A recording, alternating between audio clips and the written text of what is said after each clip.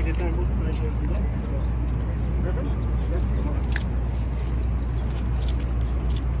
hello. My name is Haynes. I was the conductor on the N train at 36th Street. I just want to say thank you for having me today. I can't stress enough the importance of having a stoic attitude in a moment of chaos. You having a calm demeanor helps your passengers become calm, which helps people get out as safely and quickly as possible. Raven, can you just walk us through exactly what you did and what was going through your mind? Okay, so as we were stopped in the tunnel between 59th Street and 36th Street, I hear my partner over the radio talking to rail control saying, we have a passenger report of a shooting on the train. Upon then, rail control center told us to proceed into the station, open the doors, and hold in the station. Once I opened the doors, I made an announcement to my passengers telling them that due to an incident on the train, we're going to be held in the station momentarily. Please take the R train coming in across the platform. At that moment, I finally looked down towards the front of the train and I saw the whole entire second car engulfed in smoke, along with the whole north side of the platform. From then on, I changed my announcement from incident to smoke condition and made sure that no one physically boarded my train. From then on, that train eventually left the station, and my partner acknowledged to rail control that there were injured passengers on the R train, and to make sure the train was physically stopped at 25th Street so we can get medical to them as well. And after that train left, the D train pulled in, and I finally heard from rail control that we were no longer in service permanently. And I made an announcement as the passengers got off that train to make sure they did not board my train. I said, attention passengers, please do not board this train. Please take the D train across the platform. Then I secured my cab, walked to my partner to see if he needed any help with anything. And then I started seeing the emergency responders come down, and I directed them to make sure they went to the right car. At what point did you ever fear for your own safety, if you ever did? I didn't. You didn't? No, I didn't. How come? My whole point was to make sure that my riders were okay. At no point did I think about my own personal safety. I just wanted to make sure that my passengers were safe, they were calm, and they physically got out of the area as quickly and safely as possible without, adding on to additional chaos. When you look back on it now, are you surprised? No. Why?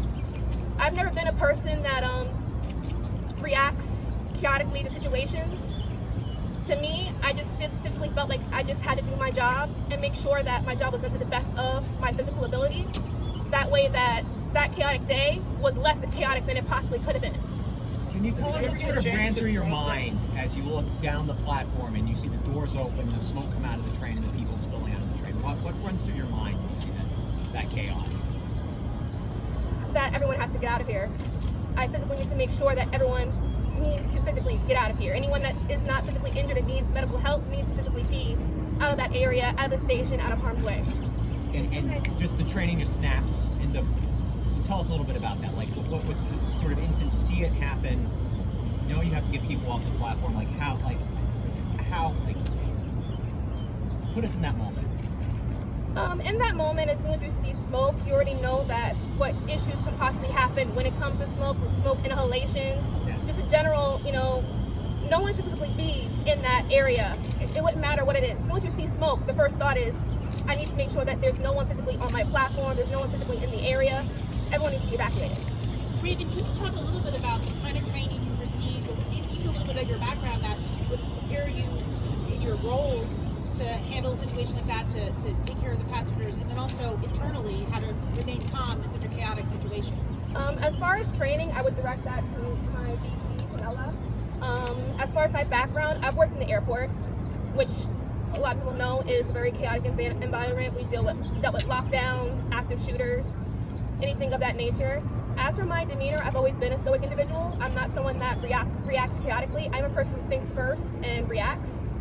And when you see people in danger, especially when you are a frontline employee, your first thought is to make sure that your passengers or whomever you're dealing with is safe.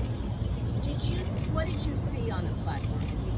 We've seen all the video. Can you describe for us what you saw? After I had opened the doors and I looked down, I saw obviously the smoke from the north end of the platform and passengers coming off the train, some of them falling down, other ones running and screaming and yelling, there's a shooter, you need help.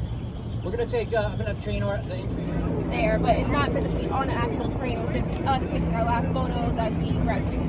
Okay. Forgive me if this is already asked, but has this affected how you feel coming back to work? No, I told everybody I'm going back to work as soon as I can go back to work. I would have went back to work today, but this is actually more important, and to get the message across that, you know, that we as MTA employees, our first priority is our riders, and I'm just glad that no one got hurt, and we made sure that we got EMS there, the fire department there, and everyone there as quickly as possible. That way all of our passengers were able to live to see another day. Well, guys, I gotta share the love of the bridge. You got someone's gonna